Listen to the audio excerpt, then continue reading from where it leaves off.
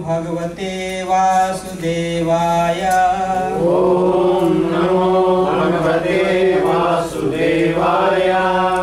ओम नमो भगवते वासुदेवाय। ओम नमो भगवते वासुदेवाय। ओम नमो भगवते वासुदेवाय।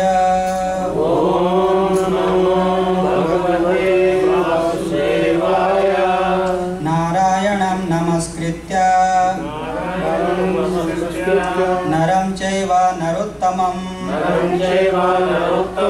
देवीं सरस्वतीं व्यासं ततो जयमुदीरयेत्। नष्टप्रायेषु अभद्रेषु नित्यं भागवत सेवया भगवती उत्तम श्लोके भक्तिर्भवति नैष्ठिकी। श्रीमद्भागवतम स्कंद 1 अध्याय 5। नारद जी के द्वारा व्यासदेव को श्रीमद्भागवत के विषय में आदेश। श्लोक नंबर 27।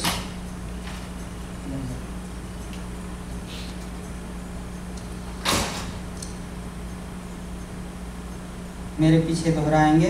तस्मिन् तदा लब्ध रुचेः महामते प्रियश्रवसे अस्खलितामतिः मम यया अहम एतत् सत् असत् स्वमायया पश्ये मयि ब्रह्मणि कल्पितं परे। तस्मिंस्तदा लब्धरुचिर्महामते प्रियश्रवस्य स्खलितामतिर्मम ययाहमेतद् सदसत् स्वमायया पश्ये मयि ब्रह्मणि कल्पितं परे। तस्मिंस्तदा लब्धरुचिर्महामते प्रियश्रवस्य स्खलितामतिर्मम ययाहमेतद् सदसत् स्वमायया पश्ये मयि ब्रह्मणि कल्पितं परे। तस्मिंस्तदा लब्धरुचिर्महामते प्रियश्रवस्य स्खलितामतिर्मम ययाहमेतद् सदसत् स्वमायया पश्ये मयि ब्रह्मणि कल्पितं परे।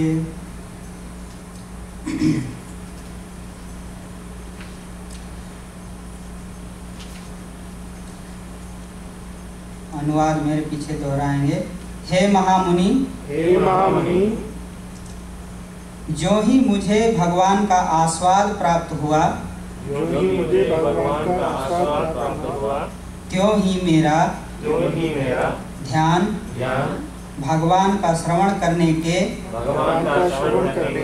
प्रति अटल हो गया। और जो ही मेरी रुचि विकसित हो गई त्यों ही मुझे अनुभव हुआ कि मैंने अज्ञानतावश ही स्थूल तथा सूक्ष्म आवरणों को स्वीकार किया है। क्योंकि भगवान तथा मैं दोनों ही दिव्य हैं। तात्पर्य में प्रभुपाद जी समझाते हैं। भौतिक जगत में अज्ञानता की तुलना अंधकार से की जाती है और समस्त वैदिक साहित्य में भगवान की तुलना सूर्य से की गई है। जहाँ कहीं प्रकाश होता है वहाँ अंधकार नहीं रह सकता, नहीं रह पाता। भगवान की लीलाओं का श्रवण स्वयं ही भगवान की दिव्य संगति है, क्योंकि भगवान तथा उनकी लीलाओं में कोई अंतर नहीं होता। परम प्रकाश की संगति प्राप्त करने का अर्थ होगा सारे अज्ञान को भगाना। केवल अज्ञानतावश ही बद्ध जीव झूठे ही यह सोचता है कि वह तथा भगवान दोनों ही भौतिक प्रकृति से उत्पन्न हैं, लेकिन वास्तव में भगवान तथा जीव दोनों दिव्य हैं और उन्हें भौतिक प्रकृति से कुछ लेना देना नहीं होता। जब अज्ञान दूर हो जाता है और यह अनुभव किया जाता है कि भगवान के बिना किसी भी जीव का अस्तित्व नहीं है, तब अविद्या हट जाती है, क्योंकि स्थूल तथा सूक्ष्म शरीर भगवान से ही उद्भूत हैं। अतः प्रकाश का ज्ञान होते ही इन दोनों शरीरों को भगवान की सेवा में प्रवृत्त किया जा सकता है। स्थूल शरीर को भगवान की सेवा में यथा जल लाने, मंदिर बुहारने या नमस्कार करने आदि में लगाना चाहिए। अर्चना में अर्थात मंदिर में भगवान की पूजा करने में इस स्थूल शरीर का उपयोग भगवान की सेवा करने में होता है।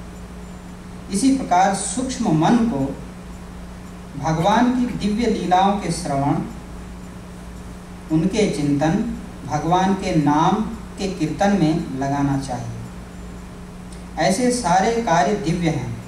इनके अतिरिक्त अन्य किसी भी कार्य में स्थूल या सूक्ष्म इंद्रियों को प्रवृत्त नहीं करना चाहिए। इसके अतिरिक्त अन्य किसी भी कार्य में स्थूल या सूक्ष्म इंद्रियों को प्रवृत्त नहीं करना चाहिए। दिव्य कार्यों की ऐसी अनुभूति अनेकानेक वर्षों तक भक्ति में रहकर सेवा से प्राप्त हो पाती है, लेकिन श्रवण के द्वारा नारद मुनि में जिस प्रकार से भगवान के प्रति प्रेम आकर्षण उत्पन्न हुआ, वह अत्यंत प्रभावशाली होता है।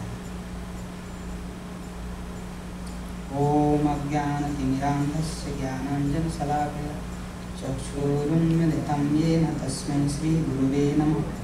श्रीचैतन्यमनोऽभीष्टं स्थापितं येन भूतले स्वयं रूपा कदा मह्यं ददाति स्वपदान्तिकं। वन्देऽहं श्रीगुरोः श्रीयुतपदकमलं श्रीगुरून् वैष्णवांश्च श्रीरूपं साग्रजातं सहगणरघुनाथान्वितं तं सजीवं साद्वैतं सावधूतं परिजनसहितं श्रीकृष्णचैतन्यदेवं श्रीराधाकृष्णपादान् सहगणललिता श्रीविशाखान्वितांश्च। हे कृष्ण करुणा सिंधु दीनबंधु जगत्पते गोपेश गोपिकान्त राधा कान्त नमोस्तुते। तप्त कांचन गौरांगी राधे वृंदावनेश्वरी वृषभानुसुते देवी प्रणमामि हरिप्रिये। जय श्री कृष्ण चैतन्य प्रभु नित्यानंद श्री अद्वैत गदाधर श्रीवासादि गौरभक्तवृंद। हरे कृष्णा कृष्णा कृष्णा हरे हरे, हरे राम राम राम हरे हरे। तस्मिंस्तदा लब्ध रुचेर्महामते प्रियश्रवस्य स्खलिता मतिर्मम। ययाहमेतत् सदसत्स्वमाया तस्यै मयि ब्रह्मणि कल्पितं करे। हे महामुनि, ज्यों ही मुझे भगवान का आस्वाद प्राप्त हुआ, त्यों ही मेरा ध्यान भगवान का श्रवण करने के प्रति अटल हो गया और त्यों ही मेरी रुचि विकसित हो गई। त्यों ही मुझे अनुभव हुआ कि मैंने अज्ञानतावश ही स्थूल तथा सूक्ष्म आवरणों को स्वीकार किया है, क्योंकि भगवान तथा मैं दोनों ही दिव्य हैं।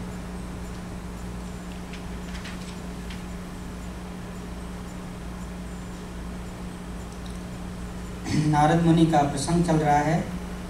आप लोग पिछले संडे में सुने होंगे। वे कहते हैं कि उस संगति में तथा उन महान वेदांतियों की कृपा से मैं उनके द्वारा भगवान कृष्ण की मनोहर लीलाओं का वर्णन सुन सका और इस प्रकार ध्यानपूर्वक सुनते रहने से भगवान के विषय में प्रतिक्षण अधिकाधिक सुनने के प्रति मेरी रुचि बढ़ती ही गई। तो आज हम यहाँ बहुत सुंदर प्रसंग चल रहा है कि किस तरह से हम आध्यात्मिक जीवन में प्रगति कर सकते हैं। यहाँ एक उदाहरण प्रस्तुत किए हैं नारद मुनि अपने पूर्व जन्म का, किस तरह से वो भक्त बने। हमको एक ना एक दिन भक्त होना ही होगा, क्योंकि इस संसार में हम सदा के लिए नहीं रह सकते हैं, क्योंकि जन्म मृत्यु का जो चक्कर जो है हमारे पीछे पड़ा हुआ है, सब लोग के पीछे पड़ा हुआ है। जन्म मृत्यु जरा व्याधि दुख दोषानुदर्शन, भगवत गीता में भगवान कहते हैं जन्म मृत्यु जरा व्याधि, ये 4 प्रकार के जो कष्ट हैं, इसका अनुदर्शनम मतलब बार बार इसको निरीक्षण करते रहना चाहिए, अन्वेषण करते रहना चाहिए, अनुसंधान करते रहना चाहिए कि बार बार क्यों जन्म होता है, बार बार क्यों मृत्यु आता है, बार बार रोग क्यों आता है, फिर बार बार ये बुढ़ापा आदि से सामना होता है हमारा, तो ये क्यों हमको ये सताता है। इस पर हमेशा सोचते रहना चाहिए, भगवान बताते हैं। जब ऐसा हम सोचेंगे बार बार एकांत में, तो अवश्य एक दिन हमारा जो ज्ञानेंद्रिय खुल जाएंगे, जिसके चलते हम सीरियस होकर के इस आध्यात्मिक लाइफ में आगे बढ़ सकते हैं। जब तक इस तरह का कोई समस्या पीछे हम ध्यान नहीं करेंगे, तब तक आध्यात्मिक लाइफ में प्रगति करना कठिन होगा।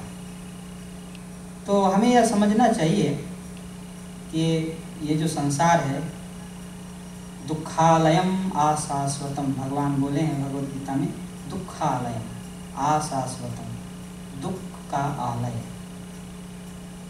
जैसे कहीं बोर्ड में लिखा रहता है, वैसे भगवान ने इस संसार रूपी कारागार के प्रवेश द्वार में ऐसे बोर्ड में लिख दिए हैं दुखालयम आशाश्वतम, ये दुख का आलय है। आलय मतलब घर, दुख का घर है, मतलब इसके अंदर जाएंगे तो आपको दुख ही मिलेगा।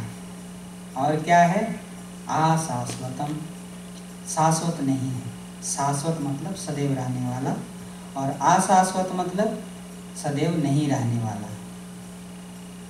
जो सदैव नहीं रहने वाला क्या है? ये शरीर।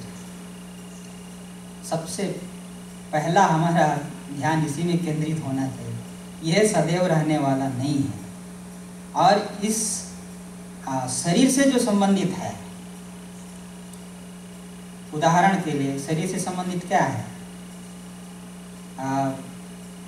स्त्री, पुत्र, पिता, माता, जो भी सगे संबंधी है, ये शरीर से संबंधित है। ये सदैव रहने वाले नहीं हैं। ये एक बहुत बड़ा विज्ञान है, बहुत बड़ा साइंस है। हम इसको प्रैक्टिकल देख सकते हैं, तो यही तो विज्ञान है, विशेष ज्ञान, विज्ञान। ताहम ये डेली बेस में हम देख सकते हैं कि लोग मर रहे हैं, लोग जन्म भी ले रहे हैं, और लोगों को कष्ट भी हो रहा है, मतलब दुख है, नाना प्रकार के दुख, नया नया दुख, मतलब नया नया रोग उत्पन्न हो रहे हैं। और इसके लिए इस संघर्ष, मतलब दुखों को नष्ट करने के लिए नया नया हॉस्पिटल भी खुल रहे हैं जगह जगह। लेकिन इन दुखों का कोई अंत नहीं है, इन रोगों का कोई अंत नहीं है। हर दिन कुछ ना कुछ नया रोग सुनने को मिलता है।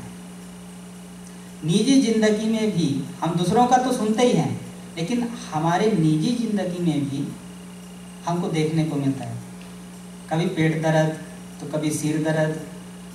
तो शरीर का कोई भी एक अंग जब पीड़ित हो जाता है, कष्ट से मतलब हम तड़पते हैं, तो लगता है कि हम पागल जैसा हो जाते हैं, क्या दवाई खाए क्या दवाई नहीं खाए। दवाइयों पर भी विश्वास नहीं होता है, कभी कभी जब बीमारी आ जाता है तो एकदम कंफ्यूजन चलता है, आदमी एकदम पागल जैसा हो जाता है। तो ये दशा हो जाता है हमारे निजी जिंदगी में, और दूसरे का तो हम देखते ही हैं, न्यूज़ में, टीवी में, पेपर में, सब जगह। तो सभी जगह ये कष्ट जो है, जन्म मृत्यु जरा व्याधि, भगवान बोले हैं अर्जुन से कि ये जन्म मृत्यु जरा व्याधि, ये चारों को निरंतर अनुदर्शनम का मतलब होता है बार बार देखते रहना चाहिए, उस पर निरीक्षण करते रहना चाहिए, अनुसंधान करते रहना चाहिए कि ये क्यों हो रहे हैं, इससे बचने का उपाय क्या है। इस तरह से तब हमारे जो नेत्र है खुलेगा, ज्ञान चक्षु खुलेगा, और हम ऐसे श्रीमद् भागवत आदि में रुचि लेने लगे। जैसे ही इसमें हम रुचि लेने लगेंगे, श्रीमद् भागवतम जो है भगवान कृष्ण का साहित्य अवतार है। भगवान स्वयं बोले हैं, जब भगवान कृष्ण इस धराधाम को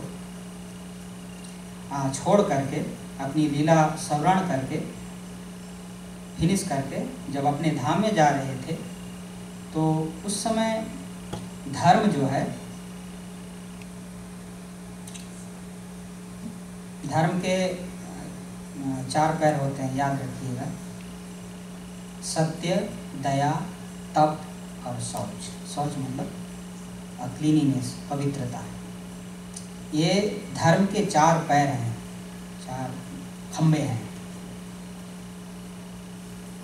तो ये 4 पैर में ये धर्म टिका रहता है। तो इस समय कलयुग के प्रभाव से ये चारों पैर जो है डगमग कर रहे हैं, ना सत्य है, ना दया है, ना तप है, तप तो खत्म ही हो गया, ना शौच, पवित्रता भी पूरा खत्म ही हो गया, पवित्रता नाम की कोई चीज़ नहीं रहा। तो कलयुग के प्रभाव है। तो भगवान जब जा रहे थे, तो धर्म जो है साक्षात भगवान के सामने प्रकट हुआ कि हे प्रभु, आप जब तक पृथ्वी में थे, लीला कर रहे थे, तब तक मैं आपके शरण में था। जब आप जाने लगेंगे, अब जा रहे हैं, तब मैं किसका शरण लूँगा? ऐसा प्रश्न किया है। इसी भागवत में ये प्रश्न हुआ है। तो भगवान ने बोला कि तुम चिंता मत करो, मैं श्रीमद् भागवतम रूपी ग्रंथ में मैं रहूँगा। ऐसा भगवान कृष्ण ने धर्म को बोला। तो इसका मतलब क्या हुआ? यदि कलयुग में भगवान, साक्षात भगवान कोई ग्रंथ में है, तो वो इस श्रीमद् भागवतम ग्रंथ में है। तो हमें पूर्ण विश्वास होना चाहिए इस पर, क्योंकि स्वयं भगवान ने बोले हैं। तो इस तरह से हम भागवत के आश्रय में रहेंगे, तो हम कली के प्रभाव को प्रतिकार करने में सक्षम हो सकते हैं। तो इसीलिए कहा गया है ना, नित्यम भागवत सेवया नित्यम भागवत सेवया का मतलब होता है नित्य भागवत रूपी ग्रंथ का सेवन करना चाहिए, मतलब अध्ययन करना चाहिए, स्वाध्याय अपने घर में भी, अपने निजी जिंदगी में इसको जीवन में लाना चाहिए। प्रतिदिन भागवत का एक श्लोक या आधा श्लोक भी प्रतिदिन जो पढ़ता है भगवान उसके हृदय में बस जाते हैं। ये भागवत के महात्म्य में लिखा है। भागवत के आधा श्लोक यहाँ तक कि चौथाई श्लोक को भी प्रतिदिन यदि कोई पढ़ता है तो भगवान उसके हृदय में बस जाते हैं। तो ऐसी भागवत की महिमा है। तो श्रीमद् भागवतम जो है वैसे है पुराणों में से एक, 18 पुराणों में से एक। भगवान व्यासदेव ने 18 पुराणों की रचना किया। 17 पुराण तो 3 प्रकार के पुराण हैं। तो जो 17 पुराण जो है ये 3 कैटेगरी में आ जाते हैं, सतोगुणी, रजोगुणी और तमोगुणी। लेकिन जो श्रीमद् भागवतम जो है ये सतोगुण ही नहीं, शुद्ध सतोगुण। इसलिए चैतन्य महाप्रभु कहते हैं ये इसमें कोई गंदगी नहीं है, इसमें कोई भी दाग नहीं है। इंग्लिश में बार बार प्रभुपाद जी बोलते हैं इसे स्पॉटलेस पुराण, श्रीमद् भागवतम। तो इस तरह से श्रीमद् भागवतम में कोई गंदगी, शुरू में ही व्यासदेव कहे हैं धर्मः प्रोजिष्ट कैतो अत्र परमो निर्मत्सराणाम सताम। धर्मो निर्मत्सराणाम सताम, ये जो सता मतलब भक्तों का जो धर्म ग्रंथ है श्रीमद् भागवतम, इसमें किसी प्रकार का गंदगी नहीं है। उसको पहले ही झाड़ू मार करके फेंक दिया गया है, ऐसा कहा। धर्मः प्रोजित कैतवो अत्र, अत्र मतलब श्रीमद् भागवतम में जितना भी कैतव धर्म है। अभी हमको जिज्ञासा हो गई कैतव धर्म क्या है भाई। कैतव धर्म जैसे 4 वर्णाश्रम धर्म है, ब्राह्मण, क्षत्रिय, वैश्य, शूद्र। उसके अनुसार जो भगवान ने निश्चित किया है क्या करना है क्या नहीं करना है सबका, जैसे स्त्री धर्म और पुरुष धर्म, वर्णाश्रम धर्म, इसको धर्म कहा गया है। लेकिन भागवत में उसको क्या कहा गया है, कैतव धर्म। भागवत में उसको भी कैतव धर्म मतलब कपट धर्म कहा गया है। तो आप सोचिए कि श्रीमद् भागवतम किस धर्म की बात कर रहा है। भागवत में अन्य जगह में, दूसरे जगह में क्या, सवै पुंसाम परो धर्मो यतो भक्तिर अधोक्षजे। सवै पुंसाम, मनुष्यों के लिए वही धर्म सर्वश्रेष्ठ है जिसमें भगवान विश्वक्सेन की प्रसन्नता निहित हो। भगवान जिससे प्रसन्न हो वही धर्म सर्वश्रेष्ठ है, वही परधर्म मतलब श्रेष्ठ धर्म है। सवै पुंसाम परो धर्मो यतो भक्तिर अधोक्षजे। जिस भक्ति को करने से भगवान अधोक्षज में प्रीति उत्पन्न हो जाती है, प्रेम बढ़ता है, वही धर्म सर्वश्रेष्ठ है। मतलब जो हम लोग जो भक्ति कर रहे हैं भगवान का, सुबह शाम हरि गुणगान, भागवत का श्रवण, यही परधर्म है, श्रेष्ठ धर्म। ऐसे परधर्म का और भी अर्थ है। परधर्म का मतलब पराया धर्म भी होता है।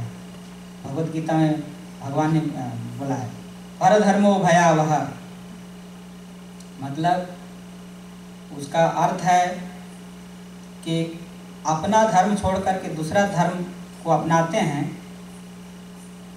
तो वह भयावह है। पर स्वधर्मे निधनम श्रेय परधर्मो भयावह। अपना धर्म कैसे भी हो ठीक है, लेकिन परधर्मो भयावह। लेकिन यहाँ पे परधर्म का मतलब हुआ सर्वश्रेष्ठ धर्म। तो इस तरह से ये सर्वश्रेष्ठ जो धर्म है, ये वर्णाश्रम धर्म, ये कैतव धर्म में कहा गया है। जब कैतव धर्म, जब वर्णाश्रम धर्म है, तो बाकी आजकल जो सुनते हैं वो धर्म क्या है? कोई सोचेगा कि क्या है ये? वो धर्म है ही नहीं, वो अज्ञान है। इस भागवत शास्त्र के अनुसार वह अज्ञान है, पाखंड है। यहाँ तक भागवत में ये सब बातें हैं। तो यदि हमको भगवान को पाना है, सही मार्ग से जाना है भगवान के पास, भगवान की प्रेम प्राप्त करना है, तो हमको कोई सच्चा मार्ग चाहिए, एकदम कॉन्फिडेंट चाहिए। तो वो है श्रीमद् भागवत। तो भगवान जो है धर्म से बोला कि हम जा रहे हैं, लेकिन जाते जाते हम इस श्रीमद् भागवतम रूपी ग्रंथ में हम रहेंगे। तो इसीलिए यहाँ प्रभुपाद जी बहुत अच्छा लिखे हैं रिपोर्ट में कि जहाँ पे प्रकाश होता है वहाँ अंधकार नहीं रह सकता है। ज्ञान जो है एक तुलना किया गया है, ज्ञान की तुलना प्रकाश से किया गया है। जैसे सूर्य, हम लोग सूर्य रोज देखते हैं, जैसे पूरब दिशा में सूर्य उगता है, वैसे जितना भी पृथ्वी का जो अंधकार जो है नष्ट हो जाता है। कहाँ चला जाता है हमको पता नहीं, लेकिन चला जाता है बिना प्रयास के। तो वैसे ही ज्ञान जो है, ज्ञान का मतलब होता है यहाँ पे आत्मा का ज्ञान, भगवान का ज्ञान। ये ज्ञान है कि मैं कौन हूँ, भगवान कौन है, हमारे उनके साथ क्या संबंध है, हम इस संसार में क्यों दुख भोग रहे हैं, इस दुख को खत्म करने का कोई उपाय है, यदि है तो वो क्या है, और भगवान से हमारा क्या रिश्ता है, ये प्रेम क्या चीज़ है, ये जन्म मृत्यु क्या चीज़ है। इस प्रकार का जो ज्ञान है, जिज्ञासा है, ये ज्ञान है। जैसे इस प्रकार का ज्ञान जब आ जाता है, वो कहा गया है वो सूर्य के समान है, वैसे ही अज्ञान जो है वो खत्म हो जाता है, अज्ञान नहीं रह जाता। अज्ञान क्या है? सबसे पहले तो अज्ञान ये है कि हम अपने ये शरीर को मैं मानने लगते हैं। यहाँ थोड़ा सा ये कहना कि मेरा शरीर है, ये थोड़ा ठीक भी है, ये भी ठीक नहीं है, लेकिन something is better than nothing, थोड़ा ठीक है, मेरा शरीर है। लेकिन हम तो पूरा इस शरीर को ही मैं मानने लगते हैं, वहाँ सबसे ज़्यादा अज्ञान पूरा घेर लेता है। और जैसे ही इस शरीर को मैं मानने लगते हैं, अहम ममेति, मैं शरीर हूँ और इस शरीर से संबंधित मेरा है, मतलब स्त्री मेरी है, बच्चे मेरे हैं, ये धन मेरा है, ये घर मेरा है, अहम ममेति इसको बोलते हैं। भागवत में कहा गया अहम ममेति। ये संसार पूरा इसी तरह से चल रहा है, अहम ममेति। ये मेरा देश है, ये मेरे संबंधी